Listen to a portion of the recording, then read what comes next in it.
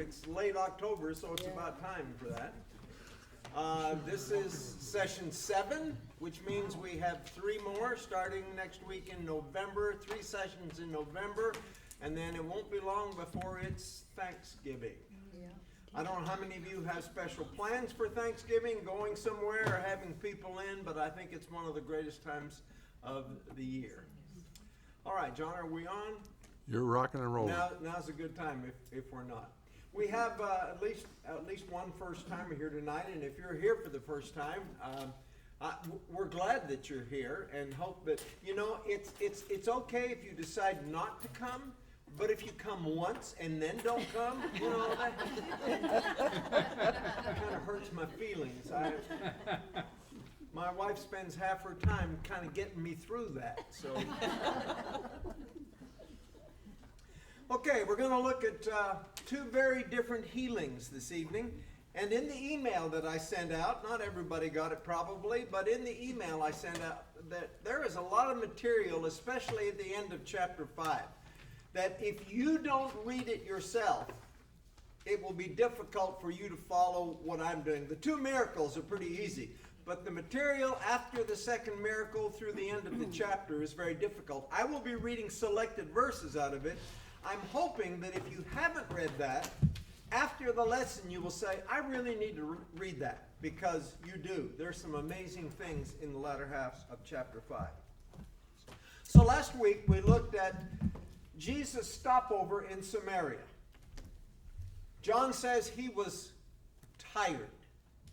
Sometimes people have a hard time understanding that Jesus got tired. The same Jesus that gets tired in the last chapter feels the pain and the disappointment and the humiliation that will accompany him not only during his ministry, but also when his ministry comes to an end at the cross. He is God in the flesh. He's God-man. He's still God, but he's still very human and experiences all those things that all human beings experience, including walking for about 4 hours before lunch and being tired and hungry. So while his disciples went off to buy food, he started chatting with this woman at the well. You remember her. She had quite an interesting background. We could call it a checkered past. Very checkered. That didn't stop Jesus. Jesus once said, it's not the well who need a doctor, it's the sick.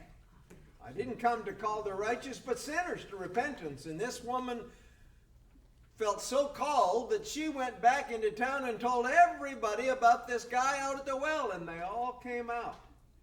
And when they heard what Jesus had to say, they said, would you stay with us a while? Would you please stay and tell us more? And he stayed 2 more days, and many of the Samaritans, the cursed Samaritans, became believers and gave their hearts to Jesus Christ. After the 2 days, John says, it was time for him to go back into Galilee. And there's almost a parenthetical statement in there that says, Jesus had often said that a prophet has no honor in his own country. Y'all know that to be true? Mm-hmm. You know the definition of an expert is somebody from at least 50 miles away. I mean, that. Many of you are very kind to me in my presentation and so forth, but when I go home to my hometown, I'm still the troublemaking kid. You know what I mean? Nobody cares what I think. Nobody cares what I say. So, because a prophet is not without honor except in his hometown. And Jesus says that on his way back to Galilee, and when he gets to Galilee, he goes to a town that is rather surprising to me. He goes to Cana. What do you remember about Cana? Wedding. That's when he turned water into Mogan David. You all remember that, right? The good stuff. The good stuff. So, when he got there, surprisingly, John says, they welcomed him. They were glad to see him. Oh boy, Jesus is here. But then John explains the reason why they felt that way was because they had been in Jerusalem and saw all the things that he had done in Jerusalem. So they were impressed enough at that time to welcome him and say good things about Jesus. It's not going to last. But at this time, everything is just peachy keen. Until the horse rides up. How do I know there's a horse? I have these visions. No, I made that up. Because it is a nobleman. I don't know how it reads in your translation. The literal from the Greek means he's a kingdom man. He is someone who is associated with the Herodian kingdom. Herod was the ruler. And this man was an official in his court. And he wouldn't come to Jesus for not for anything. Except His boy was very sick. He was near death. I won't go into detail because I've told some of you before, but when my oldest boy was about 12 years old, he got so sick, I thought he was going to die. And I can still to this day remember the desperation that I felt, because no doctor seemed to be able to know what in the world was wrong with him.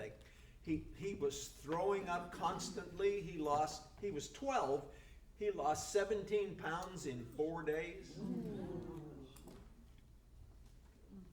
The last night before he was admitted, he slept in the bathroom and just continued to throw up all night long. And no one could tell me what was wrong with him. I prayed not only that he would get better, but I prayed that there would be a doctor who had a clue. And there was one. We found a doctor who said, oh, that flap on the top of his stomach's not working. He said, now you can do surgery, but there's some medicine that you can try that will change that. And we tried it, and it wasn't long before he weighed about 175, and he was 12 years, so it worked. It worked. But I remember there's nothing that I wouldn't have tried, nothing that I wouldn't have done, no one I wouldn't have asked for help, and that's exactly what happens here. This guy is a Herod man. He would never come to Jesus unless he was desperate, and desperate he was. Come down to my home. My little boy is almost dead. Now, he lived in Capernaum, and it's approximately 20 miles from Canaan to Capernaum. John was disappointed that I didn't draw a map on here, my famous map of Galilee. You'll have to come back. There will be another one, I'm sure. But it's 20 miles from the coast of the Sea of Galilee, where Capernaum is, down to Cana, which is more closer to the Mediterranean Sea. Come down. Please. I'm begging you. And the Greek present tense suggests that he continued to beg him. And Jesus says the strangest things. Unless you see a sign, you will not believe. That doesn't sound like Jesus, does it? Well, it should be pointed out that the plural, again, if they only talk Texan in the Bible, we'd be so much better off. Yeah, unless y'all see a sign. Because it is plural. Now, he's talking to everybody, but I'm going to suggest, and I'm making this up, and you know that, but maybe when the guy comes and writes and says, please come down and heal my son, it may be that many of the Cana residents started saying, you should absolutely do that. Oh, yeah, you should totally go down there and heal that boy. That would be great if you would do that. And Jesus addresses them all and says, unless you see a sign, I guess you just won't believe. Well, wait a minute. Doesn't John say that many of the signs that Jesus performs are for people to believe? Yeah, he does. He does. But apparently, there is something, can I use the word finer, about a faith that doesn't have to have a sign?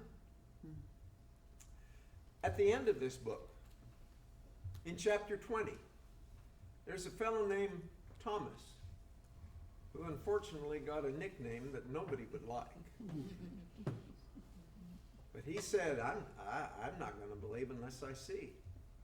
And when Jesus appears to him and he's invited to put his finger into the marks in his hands and reach out and touch the wound in his side, Thomas falls down and says, my Lord and my God. And Jesus says, you believe because you've seen. Well, blessed are those who believe having not seen. That's us. Blessed are those who believe having not seen. And apparently that is finer, more wonderful than people who obviously have to see a sign. Paul describes different peoples later on, and I think it's in Corinthians when he says, Jews demand signs and Greeks seek wisdom, but we preach Christ crucified. Jews demand signs. They love signs.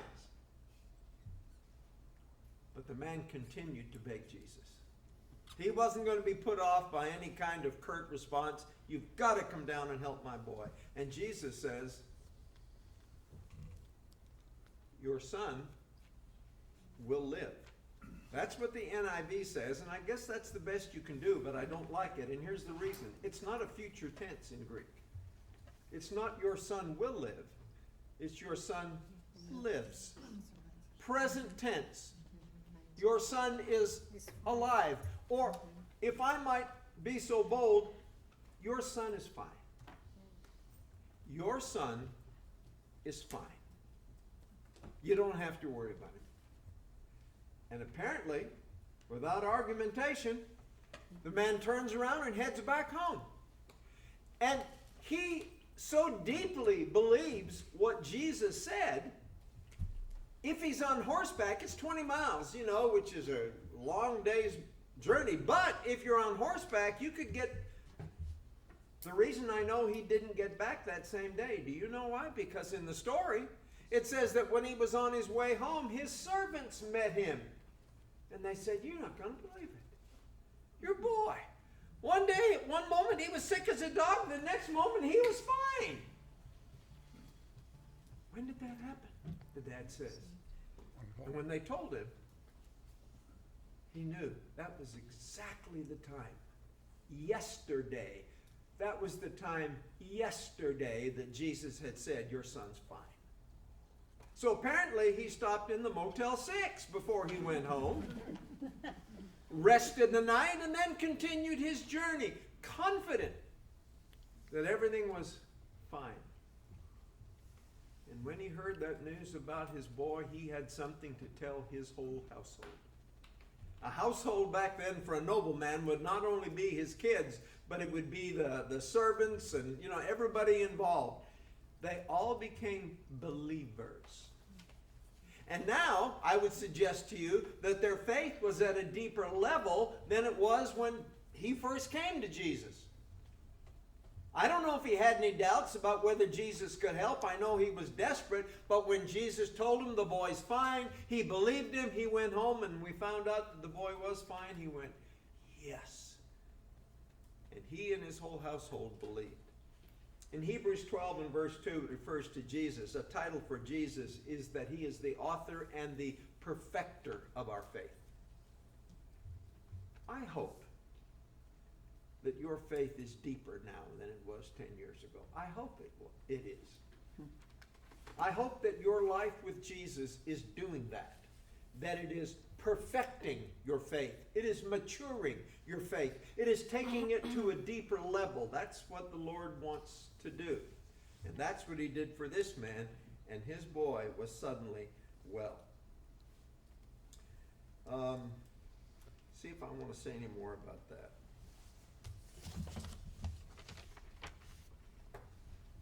I don't think so. So after some time, there is a feast of the Jews. It's not identified. This is kind of an important verse for chronology in the Gospel of John. If you take this as a Passover feast, then the ministry is 3 years. If it's not a Passover feast, it may be only 2 years. It's John's Gospel that kind of gives us an idea as to how long the ministry of Jesus lasted. Most people take it for the fact that it was another Passover, therefore indicating that the ministry of Jesus was 3 years. So he went down to Jerusalem because that's what he did. He attended the major feasts of the Jews just like his disciples did, just like a lot of the people from his hometown would do. And when he got there, he went to the YMCA. Oh, no, it's not the YMCA pool. It was closed for repairs at the time. They were on the same schedule as our pool. Yeah. Can we take that out of the recording? We highlighted.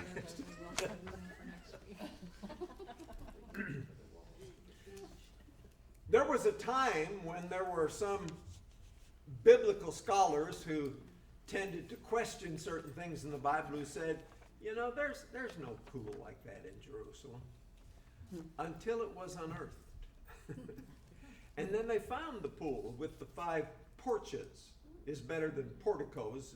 I don't know what a portico is. I'm not highfalutin enough to know what a portico is, but I know what a porch is. And there were porches that were separated, you know, around the pool. And around that pool, there were a number of people who had various and sundry sorts of illnesses. Am I going blind, or is it getting darker over there? like about every 30 seconds, another light goes off. If one goes off in here, okay. Looks fine. Maybe that won't happen. Is that you, Ted? Yeah, it's fine over there. Oh, okay. I clearly see everything. Okay. Ted, that's a dirty trick, even if I am onto you. That's okay. So, all of these people are gathered around this pool. And the reason is that when the waters would bubble, first guy in got healed. And verse 4 does not appear in my NIV except in the footnote. Down in the footnote, it explains that the reason why the waters would bubble up is because an angel would come down and stir them. And as a result, whoever was first in would be healed. You know what? That would be a good illustration to use in our study of how we got the Bible. One of these days, we're going to get back to that, John. You remember our study? We got through lesson 2 or 3, I don't remember. But only the later manuscripts include that. And you'll find it in the King James. You won't find it in some of the newer versions, including the Revised Standard Version. But it should be in a footnote. And it'll say, some manuscripts say, but they're older. I mean, they're newer manuscripts. None of the older ones have that.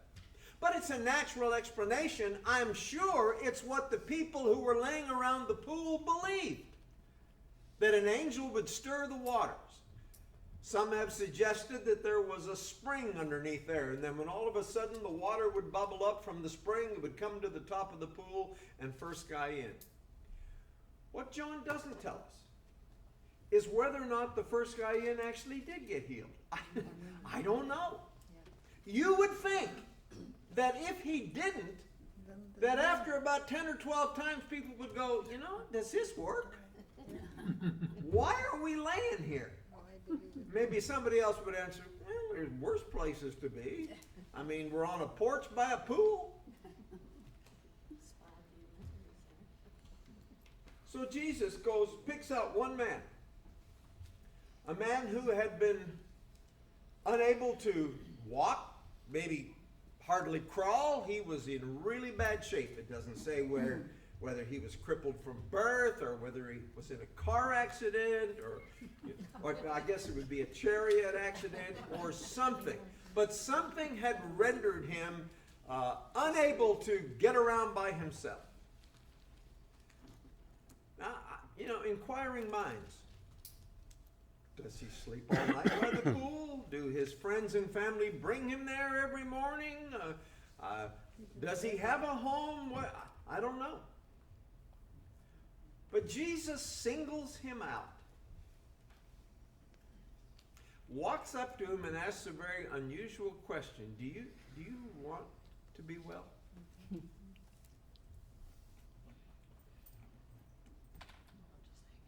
I guess if it were me there, I think I'd say, and why wouldn't I? You know, I don't know.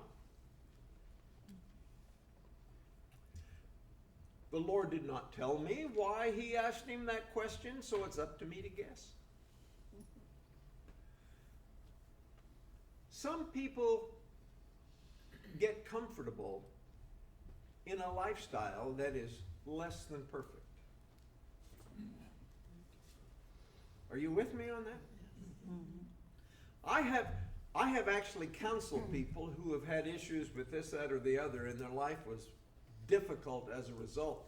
And after talking to them a couple of different times, I really wanted to ask them what Jesus asked. Do you want to get well? Have you gotten so used to this that you would prefer this to something else? Notice that the man does not answer the question. He doesn't say, of course I want to be well, or no, not really. He just says, well, I can't. Because every once in a while the waters get troubled and I can't be the first one in. No one's here to throw me in the pool. You know, when I was a kid, people who threw other people in the pool were not highly regarded. But in this situation, they would have been. No one here can help me get into the pool. By the time I get going, someone else always beats me to it. I know he hasn't been able to walk for 38 years. I don't know how long he's been at the pool. I mean, it doesn't mean he spent his whole life there. He may have only been there a year or 2 years or whatever. But he can't get any satisfaction because he can't move fast enough. So Jesus said, well, I guess you're out of luck, man. No. Not on this occasion. He said, get up. Pick up your mat. Get on your way. And I don't know how fast it happened, but it happened pretty fast. And it happened completely. It wasn't in stages where, you know, he needed a walker for a few weeks and then a cane and then, you know, gradually got better. All of a sudden, everything that previously didn't work, worked. I don't know if he did any cartwheels, but I'll bet you he was excited. You know, you can't do a cartwheel if you got your mat, right? Why would he have? It's a yoga mat. He does yoga at the pool, you know, just like some of you ladies do. No, it's a mat for laying on to make his life a little more comfortable since he has to spend his day there. And he takes up his mat just as Jesus told him. And then almost casually in verse 9, John says, and I'm elaborating, oh, by the way, it was the Sabbath. By the way, it was the Sabbath when that happened.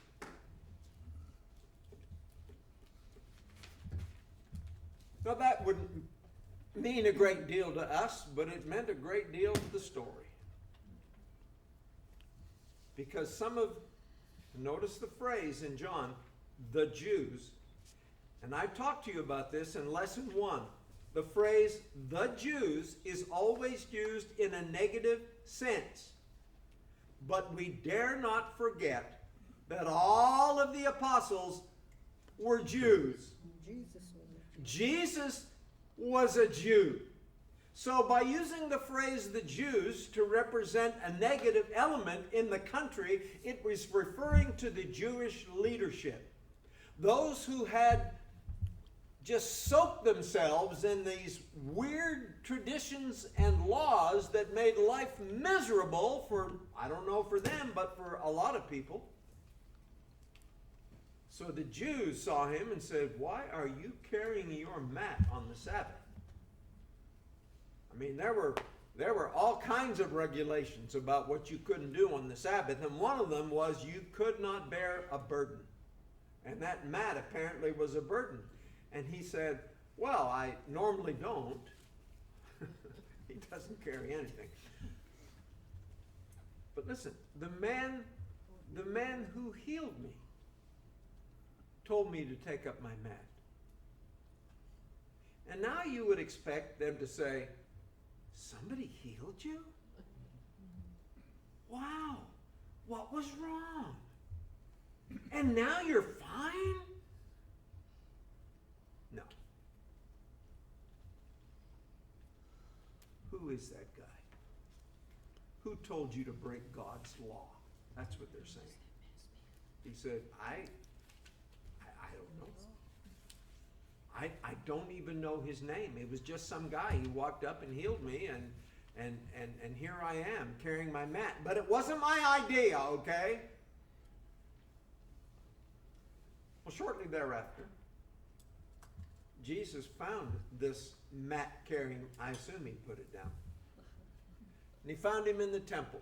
And I'd like to think that he's at the temple because he wants to give God thanks for the healing that he has received, for the dramatic change in his life that he will attribute to some power from God. And that's why he's at the temple. I don't know. But it doesn't sound like it from what Jesus told him. Stop sinning, or something worse will befall you. Think about that. Something worse than 38 years being unable to move? There's something worse? Oh, yes. There is something a lot worse. So, I don't know how much knowledge Jesus has of this man's lifestyle, but I think he is telling him that if you are going to have a new life, make it a new life of gratitude to God that puts him at the forefront of your life and puts sin behind you, and live decently for the Lord. Because if you don't, there's something worse that can befall you. And instead of saying, thank you for that, I needed that, he runs to the Jews and says, it was Jesus. Jesus is the one who healed me.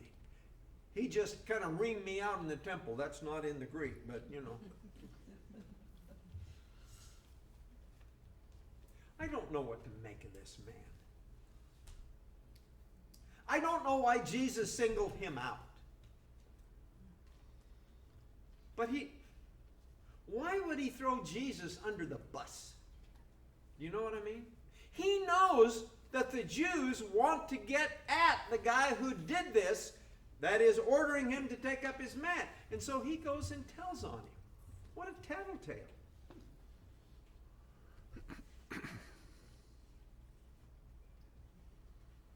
I wonder if anything worse were going to befall that man after all. Hey, Don? Yes. You know, according to John, he made it sound like the sin itself was healing the sick on the Sabbath, not the fact that he was carrying his mat. John set the stage that the sin was that he healed on the Sabbath. And then it seems to get turned around that the Jewish leaders pinpointed Jesus as instructing a man to carry his mat on the Sabbath. So what was the real sin? Yes. I think both are the same. Yes. Both of them would have been considered wrong. Both of them. There was a time I remember that the Jewish leader said to Jesus, aren't there 6 good days for healing? Do you have to heal on the Sabbath? And given his druthers, I think Jesus would say, yeah, I do, as a matter of fact, because I know how it gets your goat. But Jesus was a rabbi. Yes. What rabbi is to attend to his people. And when is the most appropriate time to attend to your people? On the Sabbath. Are you sure you're not Jesus wearing a t-shirt? Because I wished I was. Ted, We do too. we're going to see here in a minute. That sounds a little bit like what Jesus told them. But I will say this. I think on this occasion, when they say to the man, when they stop the man originally, they say, why are you carrying your mat? They don't say, why did you get healed? Right. They said, why are you carrying your mat? I think that was the first affront to the laws they thought were being broken. And when they found out that Jesus had healed them, rather than celebrate that, John doesn't say that, I don't think John says that they thought that was the thing that was wrong, although on other occasions they did. They thought his healing work on the Sabbath, it could wait. It could wait. It doesn't have to be today. It looks like there was political correctness back in Jesus' time. You think? You're all over that, Ted, I'll tell you right now. Well, it was Jewish correctness. Yeah, it was religious corrected and Jewish, yeah. Now, this, I don't think I put this in my notes, but I want to say a few words about healings.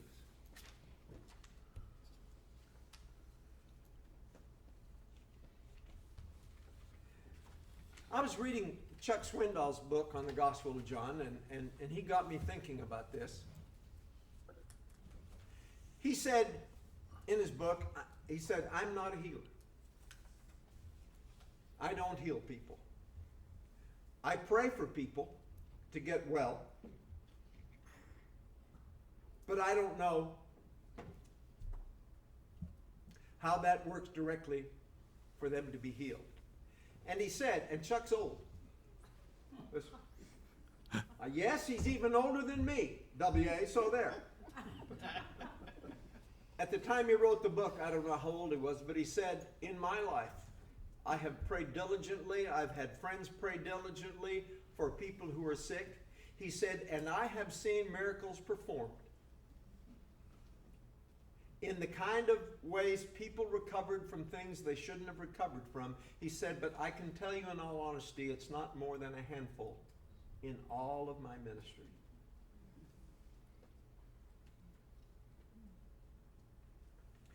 And I could probably say just about that same thing. In terms of what I thought was a person who just shouldn't have gotten well, but did because people prayed for that person. I'm not a healer either. That's not my calling. But I do find it interesting that sometimes, I'm going to get in trouble for this, but here we go. I see people on TV who claim to be healers. Now, God forgive me if I'm wrong about this, but you know, I used to tune in. There was one guy, this has been 30 years ago, but there was this one guy that came on every Sunday morning, and I had to tune in because I'm sorry, I got the biggest kick out of this guy. He was a healer. And there were thousands of people who came to church, and his sermons were awful. But nobody cared, because after the awful sermon, it's time for the healings to start. And they would line up and come forward. What's your problem? Here's my problem, okay? And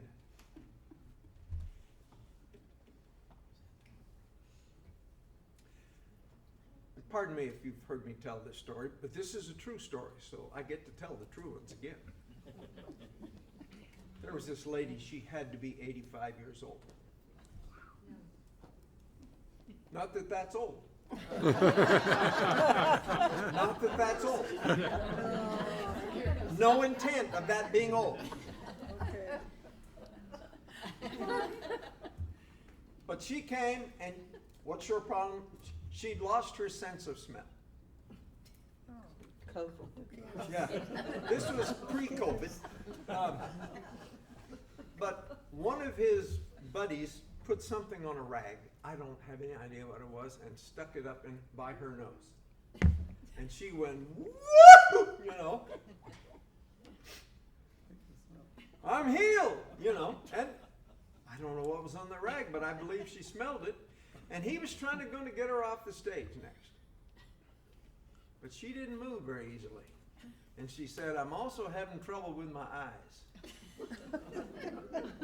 He poked her. And so, I forget what he did exactly. He said a few hubba-dubbas and, you know, and She could see. and he said, is that better? And she leaned up about that close from his face and said, I think so. This is not a biblical healing by any stretch of the imagination.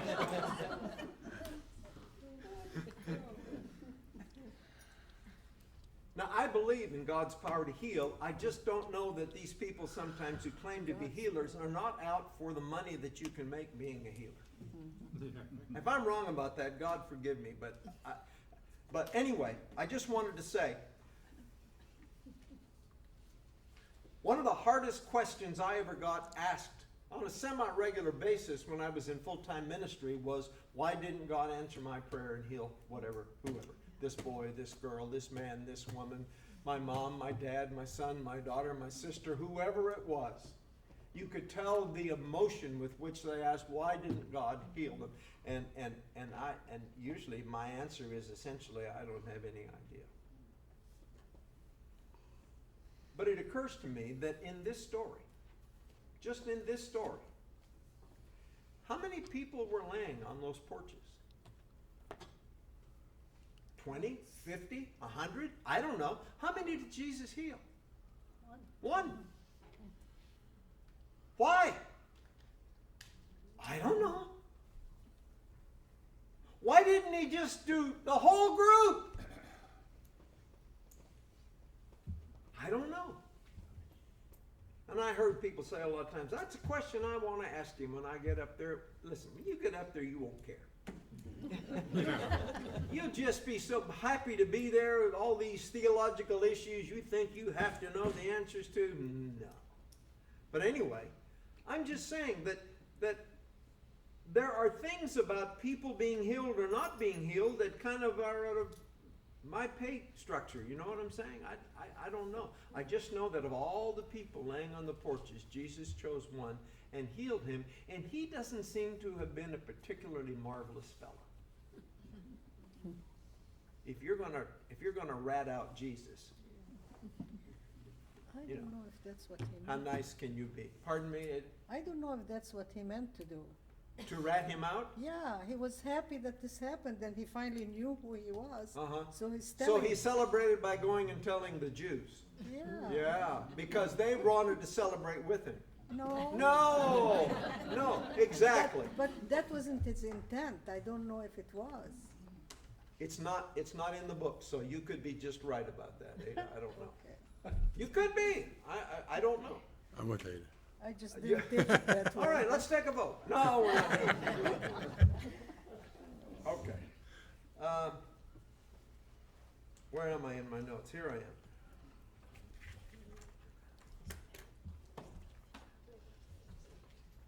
John makes the point that it is this violation of the Sabbath and Jesus' apparent unwillingness to keep the Sabbath law that really turned the Jewish leadership against it. But on this occasion, when they confront him about his unwillingness to keep the Jewish law, Jesus explains in verse 17 of chapter 5, and if my light is good, I will read that. My Father, Jesus said to them, my Father is always at his work to this very day, and I too am working. Okay, so you can't do this on the Sabbath day. And Jesus said, has it occurred to you that God's busy on the Sabbath day? Well, what's he doing? Well, he's got a lot going on. Got to keep the universe in place.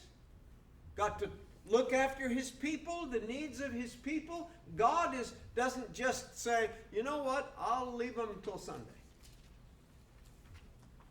And Jesus says, because my Father is still working, I am too. I watch what my Father does, and then that's what I do. Now, them is fighting words. In fact, they were understood. Just a minute. Verse 18. For this reason, the Jews tried all the harder to kill him, which means that they were already trying to kill him. They tried all the harder to kill him, not only because he was breaking the Sabbath, but he was even calling God his own Father, making himself equal with God. So you've got more than him being a Sabbath breaker, you've got him being a blasphemer. He's making himself equal with God. By the way, Jesus always, when he uses the term Father, he only uses my Father. There's only one time that he ever uses our Father. The Lord's In the Prayer. Lord's Prayer. When he's teaching the Lord's Prayer for others to pray. When you pray, say our Father. But when I pray, it's my Father. Jesus always refers to him as my Father, not our Father. He might say to his disciples, now your Father and my Father, but not our Father. Because Jesus understood that there was a special relationship that he had with God. And that was, written in stone. And so he always referred to God as simply my Father and not to our Father.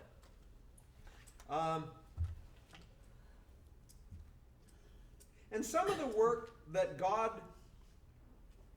you would normally think of only God doing, Jesus says that's what he's doing too. For instance, he says, you usually think of God as the great life giver. I mean, even in the story of creation, when man and a woman are formed, God breathes into their nostrils and they become living. God is the source of life. And Jesus says, well, that's true, but he's not the only one. I'm also the source of life. Just as God has life in himself, so he has granted to the Son to have life in himself. This is the material that you need to read.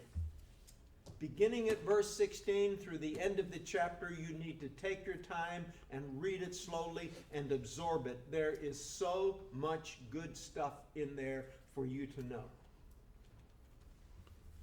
God has given the Son to have life in himself. And you know what? I give life. I dispense life. And I think he's talking both ways. We are going to see him literally raise people from the dead, including when we get to chapter 11, a fellow named Lazarus who's been dead 4 days. Jesus gives him life, but I think he's also talking about the eternal aspect of life. Jesus gives new life, the kind of life that he promised Nicodemus. Nicodemus, if you will be born again of the water and the Spirit, you will have life. Woman at the well, if you will just participate in this living water that I will give you, you will have it well up in you to eternal life. Jesus says, you think of God as the life giver? I'm the life giver too. Now, how do you think that's going over, by the way, with his audience? The answer is not well. Also, God is thought of as the judge. Who's going to judge us? Well, God is going to judge us. He's the only one that's qualified. And Jesus says, not exactly. He says he has given judging or judgment over to his Son. He's given it to me. I decide. Sounds like George Bush, doesn't it? I'm the decider. That's what George said. I'm the decider as to who has life and who does not. Who is judged right and wrong. I'm the one. By the way, when Paul preached to the Athenians in chapter 17 of Acts, John, you asked if we were on Acts tonight. In Acts 17, he says that he has appointed a day in which he will judge the world by one man, Jesus Christ. Judgment, Jesus says here, has been given over to the Son. God doesn't judge people. He's given that to me. So what I'm saying to you is that Jesus starts by saying that I do the same kind of work as my Father. I'm a life giver, just like he's a life giver. But he doesn't say both God and I are going to be judging now. He says he's turned that over to me. So we don't have to wonder why Jesus is in trouble with the authorities. Now, what time is it? 7:45. Perfect. I've only got 2 hours left, so we should finish right on time. To the first timers, no, that's not true. Okay. It's almost like Jesus is on trial at this point. I know that his trial is coming later. But clearly, he is on trial all throughout his ministry. And he says in verse 31, look, if I testify about myself, my testimony is not valid. Well, Jesus is simply quoting what the law that they went by says. Just because some guy says he is either innocent or guilty doesn't make him that. You have to have 2 or 3 witnesses. Jesus says, I'll give you 5. And if you will look carefully and count them as you go through, there are actually 5 witnesses that Jesus talks about. Let's see, the first one is John the Baptist. He said, you know, when John came along, you thought he was a pretty good guy, a little weird, but a pretty good guy until he started pointing out what was wrong in your life. And then all of a sudden you didn't like it. But John testified about me, didn't he? We saw it. Look, there's the Lamb of God. He takes away the sin of the world. That guy right there, that's the guy I've been talking about. So he says John is a witness to who I say I am. But he says there's even weightier evidence than that. The very miracles or works that I do testify to my identity. That's in verse 36. I have testimony weightier than that of John, for the very work that the Father has given me to finish, and which I am doing testifies that the Father has sent me. Look at what I've done. Now, I'm reminded that back there in chapter 3, when Nicodemus, who was one of the hotshots among the leaders of the Jews, he came to Jesus and said, we know that you are a prophet who has come from God. Why? Because no one could do the works that you're doing unless God were with him. Do you remember that? That's one of their own said that. So Jesus says, John the Baptist testifies my identity. My works testify to my identity. And then the next one, the Father himself testifies to the validity of Jesus' purpose and ministry. Verse 37, I think. And the Father who sent me has himself testified concerning me. Now, I don't know what Jesus has in mind, but there's 2 things he could have had in mind. Number 1, there weren't a whole lot of people around, but do you remember what happened when he was baptized? Yeah. The Spirit comes in the form of a dove, and there's a voice that says, and you'll forgive me. That's my boy. That's my son. John was there, but it wasn't John's testimony. It was God's testimony. And God is also testifying in giving him the divine power to do the amazing deeds that he's doing. So John testifies concerning me. My works testify concerning me. The Father testify concerning me. The Scriptures testify concerning me. All of this is in that part that you're going to take time to read. Remember? Yeah. The Scriptures testify concerning me. Now remember, when Jesus says the Scriptures, he's not talking about Philippians and Ephesians. Old Testament. He's talking about the Old Testament. The Scriptures of the Old Testament testify about me. And I couldn't help but think of a passage in Luke 24. Did y'all think of that? I think I wrote it in your notes. If I didn't, shame on me. And where is it? Luke 24, 25 through 27. Let me read that. This is when he is walking on the road with the 2 from Emmaus. Some of you remember that? Mm-hmm. He said to them, these 2 people, how foolish you are, and how slow of heart to believe all that the prophets have spoken. Did not the Christ have to suffer these things and enter his glory?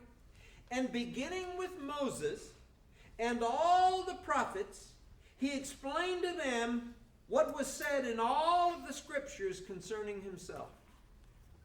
Man, I would have loved to sit in on that Bible class. He starts with Moses and goes through all of the prophets and says, this is about me. Oh, that's about me. And that's about me. You didn't know that was about me? Well, it was. That was about me. And the 2 from Emmaus are going, we didn't know. but we're glad to know now. Jesus says, the scriptures testify concerning me. And then he says something about their relationship to the scriptures, which is scary. It's in verse 39. Did you notice this? You diligently study the scriptures because you think that by them you possess eternal life. But these are the scriptures that testify about me, yet you refuse to come to me to have life. Now, these guys knew their Bibles. And it's kind of sad if what Jesus is saying is exactly true, that somehow they thought that would bring them life. It didn't. Especially the way they used them and understood them. It didn't bring them life at all. And as a matter of fact, if you would have noticed their purpose, they point to me. If you'd come to me, you'd find what you were looking for, life. But no, you won't do that. And finally, specifically in the scriptures, he talks about Moses. If you had believed Moses, you would have believed me. You think Moses carried a little weight back then? The lawgiver himself. If you had believed Moses, verses 45 through 47, I'm not going to read those, but you would have believed me. I have a question about Yes, that. Ada. Okay, I thought our accuser was Satan. And it says here that your accuser is Moses. Can you explain what they mean by that? Yes, I can. Okay. The accuser in the broad sense of the word is Satan. Yeah. That's one of his names, is the accuser. Yeah. He's the one who's always in God's face going, he deserves to die, he deserves to die. He's the accuser. But in this case, Jesus is using very strong language to say, you see, they thought Moses was wonderful. But now Jesus is saying Moses is pointing at you and saying you are wrong in what you're doing. You're wrong in your understanding. You are wrong in not recognizing Jesus. And that is how Moses is accusing them. Accusing them of being wrong in not recognizing Jesus. This is what I think it means for Moses to be the accuser in that particular sense. Okay, so you have the testimony of John the Baptist, you have the testimony of the miracles, you have the testimony of the Father, you have the testimony of the Scriptures, and finally you have the testimony of Moses. Jesus says, if I testify about myself, that's nothing. But I got lots of backing. But it doesn't seem to matter to you guys, does it? That's not in the Greek, but that's what he says. It doesn't seem to matter to you guys, does it? All right. It is 7:53, and our timekeeper used to sit on this side. He moved over there, and usually when he falls asleep, he can't keep time anyway, so it doesn't really matter.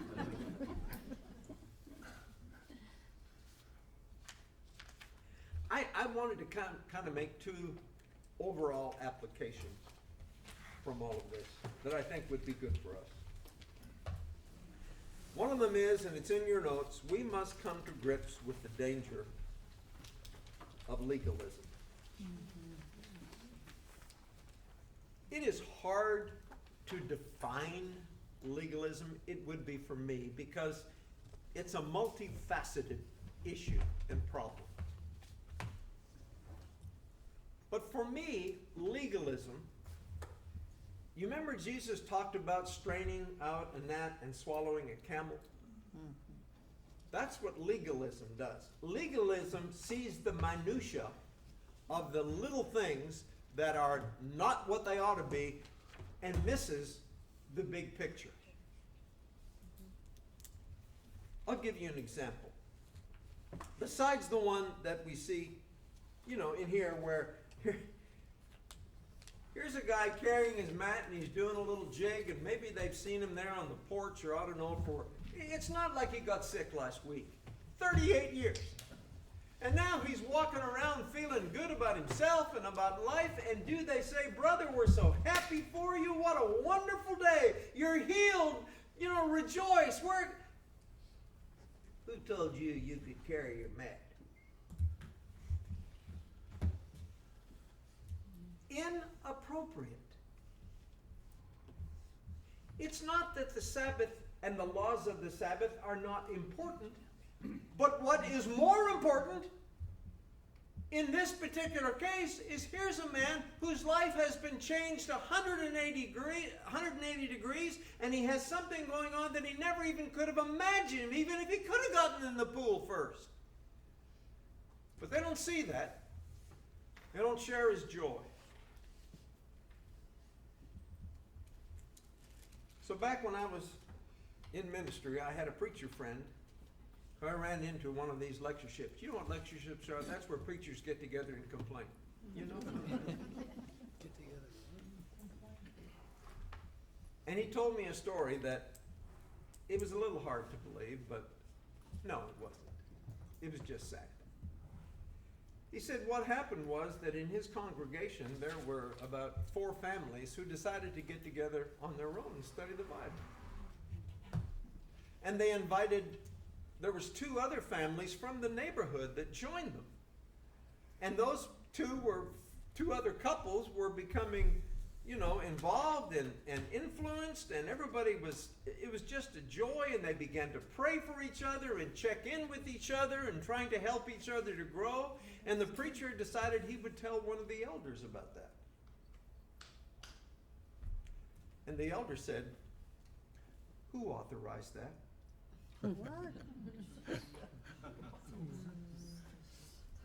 Who authorized that Bible study? Authorized it? Well, I don't know. They just decided to get together, and then they invited their neighbors, and you're going to have to break up that group. Oh my God. Why? Because we have no control over what is being taught in there, or what is being said in there, or what is being done in there, and we have to have control.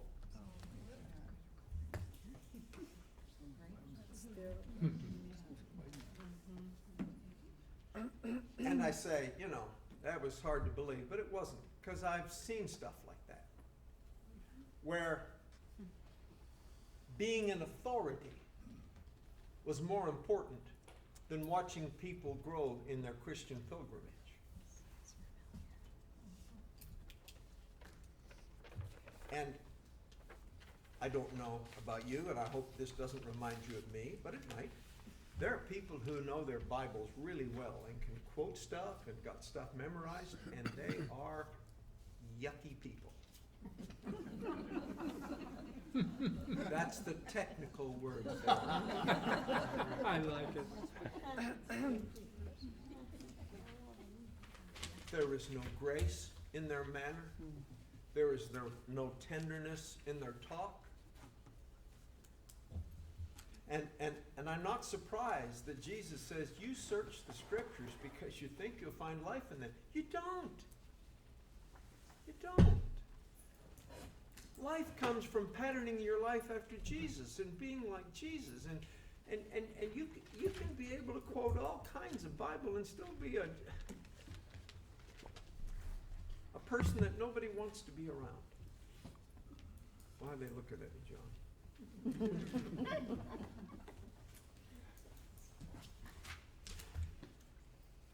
I'm just suggesting to you that there is a mindset that focuses on certain aspects of Christianity and says these are the most important things. And if what is going on does not fit in with these, then we disregard them. And I would say that is a kind of legalism that was practiced by the Pharisees.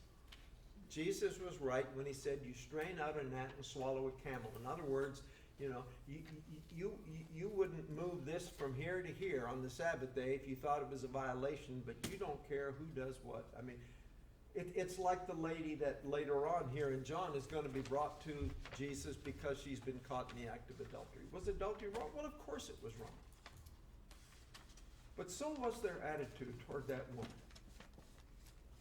There was no effort to redeem the woman, to change the woman's life. All they wanted to do was to, A, make fun of her and put Jesus to the test. And that's the wrong use of people. All of that grows out of legalism. That's number one. Secondly, we must never minimize the claims of Jesus to fit with everyone else's opinions. You hear people say what to me are some of the weirdest things about Jesus. He was a good guy. He was a fine teacher. He influenced the world. He was, oh no, he wasn't the Son of God. Come on. But he was a good guy.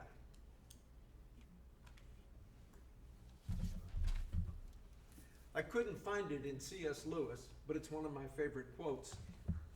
And apparently it's Berg's too, because he put it in his commentary. So I'm reading it out of him. But it's C.S. Do y'all know C.S. Lewis? Oh, yeah. You need to read C.S. Lewis, but not before you read these verses. Carefully. He says, I am trying here to prevent anyone saying that really foolish things that people often say about Jesus. Oh, I'm ready to accept Jesus as a great moral teacher, but I don't accept his claim to be God. That is the only thing we must not say. A man who is merely a man and said the sort of things that Jesus said would not be a great moral teacher. He would either be a lunatic on a level with a man who says he's a poached egg, or else he would be the devil of hell. You must make your choice. Either this man was and is the Son of God, or else a madman or something worse. You can shut him up for a fool, you can spit at him and kill him as a demon, or you can fall at his feet and call him Lord and God. But let us not come with any patronizing nonsense about his being a great human teacher. Amen, C.S. Amen.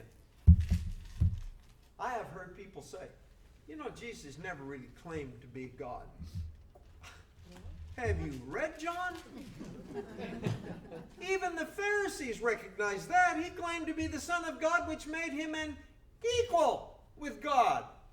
They recognized what he said.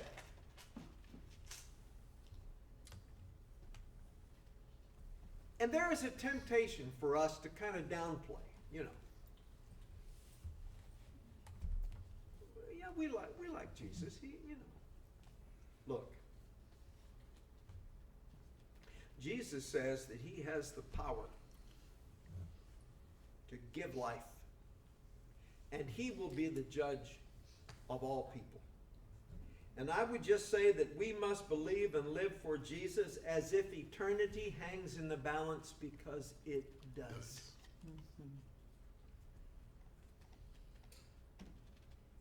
I hope that's strong, because I intended it to be. It's as if eternity hangs in the balance. And Jesus, in this section of Scripture right here especially, says, yes, that's exactly right. You have a choice. You can either accept my claim because of all of these witnesses who back me up, or you can reject it, but reject it at your peril. So, besides avoiding legalism, we must never minimize the claims of Jesus just to fit in with other people's opinions who might think, well, he was a good guy, but that's about it. No. It's like C.S. says, if he's not the Son of God, he's a nut. He is. I believe. Okay, 8:04, perfect.